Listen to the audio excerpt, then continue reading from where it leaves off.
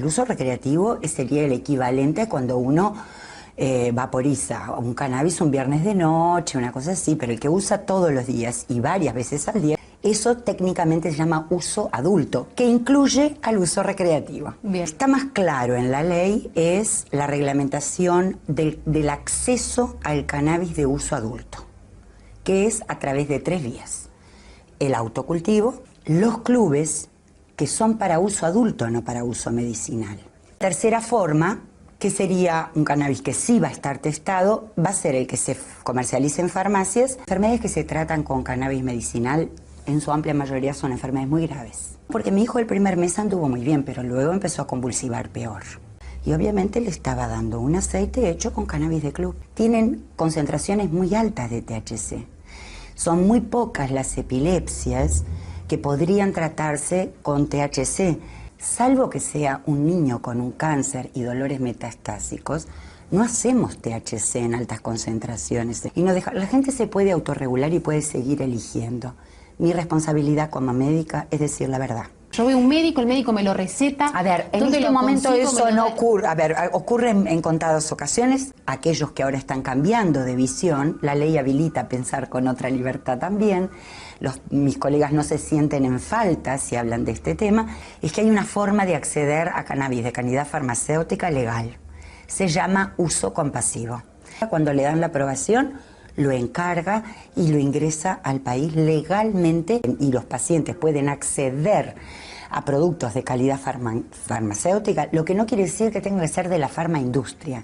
Calidad farmacéutica es que cumplen, como la homeopatía, con estándares de manera que permiten saber si hay contaminantes, adulterantes y la concentración del principio activo para poder dosificar. El cannabidiol es un cannabinoide, el que usamos para el tratamiento de la mayoría de las enfermedades, no es psicoactivo, no tiene viaje. ¿Qué opinás de la venta de la marihuana de uso adulto, como lo definiste, en las farmacias? Que fue una oportunidad política.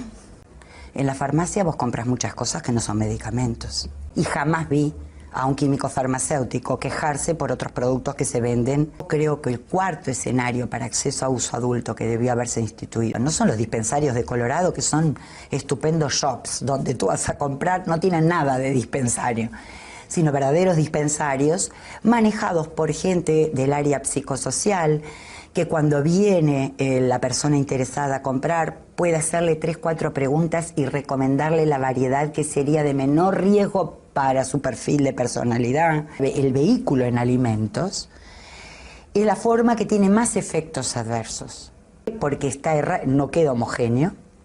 La distribución, hay partes que tendrán más manteca, otras. Una torta no tiene, cuando tú haces un brownie no queda, tú no tienes certeza de que está totalmente solubilizado. Entonces un pedacito va a tener más cantidad, otro menos, pero además se retarda mucho la absorción. La persona tiende a ingerir más porque no le está haciendo efecto. Y luego sí, los efectos adversos son. Exactamente. Entonces, una buena regulación supone una buena implementación, un buen control y una buena educación. Y en realidad lo que por ahora tenemos es una buena ley. Raquel, muchas gracias por haber estado esta tarde aquí en El Observador TV. Seguramente queda mucho camino por recorrer. Nos volveremos a ver. Sí, la investigación científica, que eso quiero, la verdad que estoy muy contenta después de 1 año y pico de esperar, 1 año y medio que el Comité de Ética se expidiera. Tenemos la aprobación del primer ensayo de uso medicinal de cannabis en Uruguay para el tratamiento de la dependencia a cocaínas fumables, que lo va a hacer ICERS con la Facultad de Medicina y con 6 departamentos muy prestigiosos de la facultad y colegas profesores e investigadores de la Facultad de Medicina. Muchísimas gracias, nos vemos la próxima.